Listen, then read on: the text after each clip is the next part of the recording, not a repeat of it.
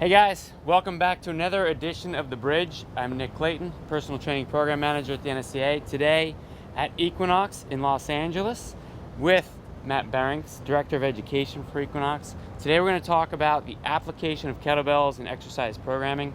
So let's start just with that. So Matt, as the Director of Education, how do you see kettlebells playing a role in personal training? I mean, they're one of the primary tools our trainers use with their clients. For us, it's a big implement for our trainers to work with. And since I'm the Director of Education, one of the biggest things we focus on is their education around the kettlebell.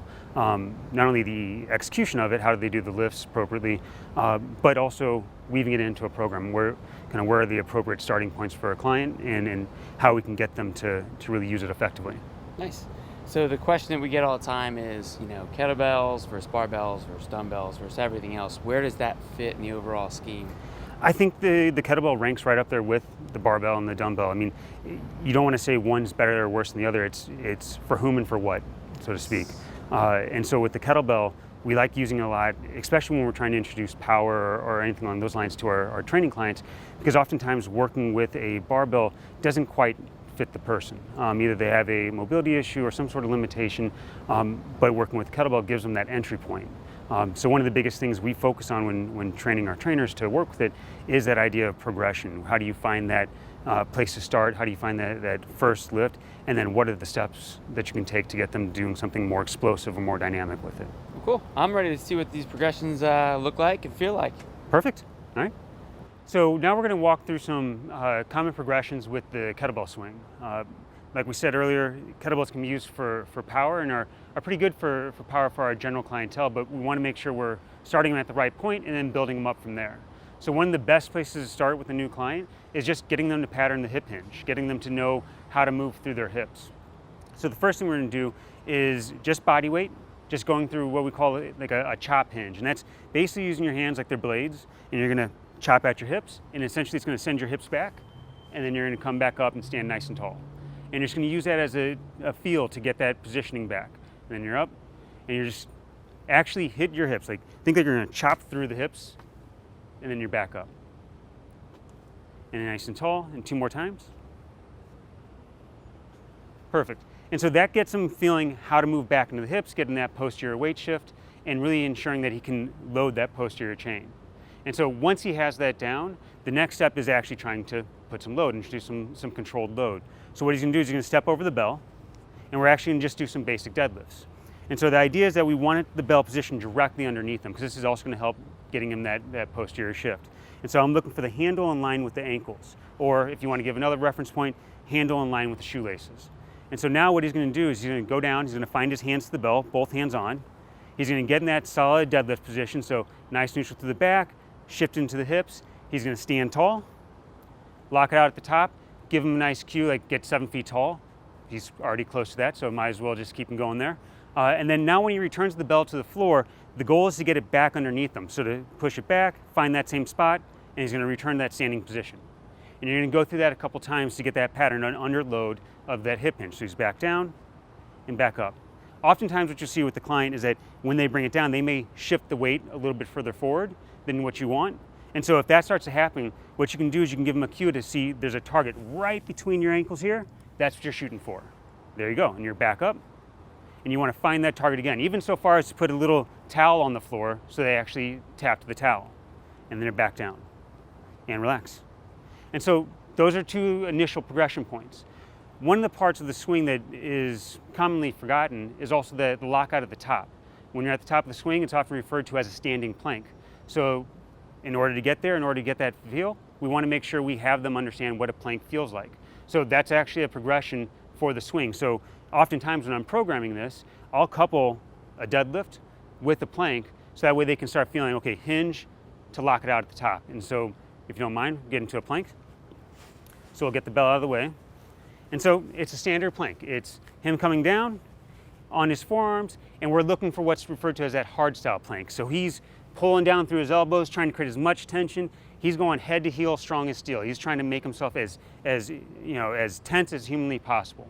He holds for a couple seconds, and he's going to relax.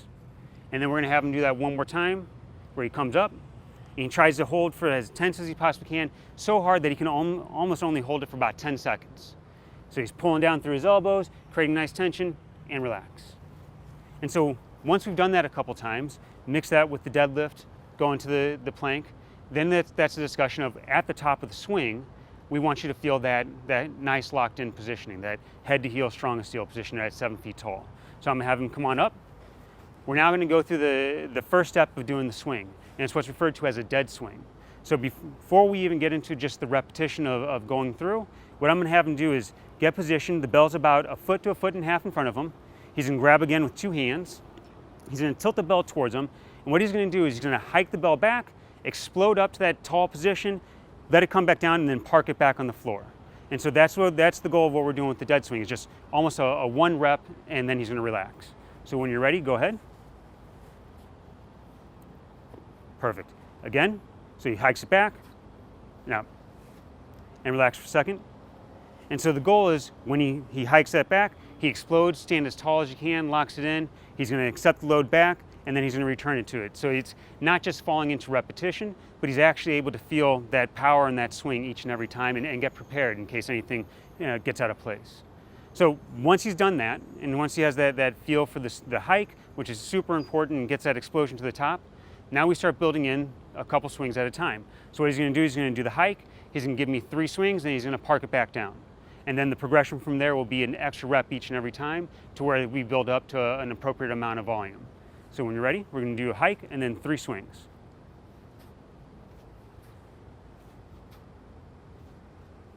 Perfect, and relax. And the goal here is, as he's going through, what we're looking for is that bell getting back? Is he getting a nice posterior weight shift? Part of a teaching cue you can give is when the bell comes back, you can almost put a target behind him for him to try to find the bell to. That actually, it keeps him from thinking about what he's doing with his body and just gives him a task to accomplish. So we're gonna do that one more time. This time we're gonna go to 5 reps. And so when you're ready, go ahead.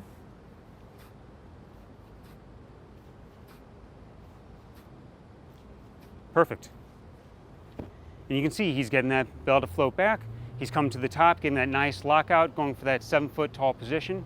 And then from here, we just continue to progress. As he gains mastery with the 2-hand swing, we'd progress him to the single arm swing. We'd progress to the various lifts that you can get into with the kettlebell, cleans, snatches, and that's the benefit of the kettlebell for the personal training client.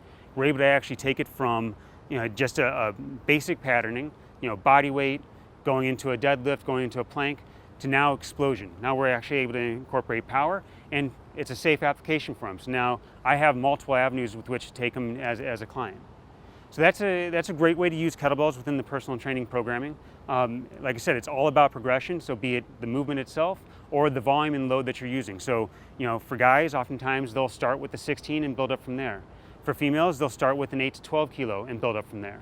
And it's just whatever the right entry point is, stay there, get comfort, and then progress and find out how you can get them moving better, feeling better, and getting more athletic in the process. So that's the progression points for the kettlebell. Thank you for walking through those with me, and thank you for demoing. That's it. I wanted to thank Matt. Thank you. Again, we're here at Equinox in Los Angeles. Fantastic facility. I hope you guys learned a bit about kettlebells, and if you want more information, check out the article.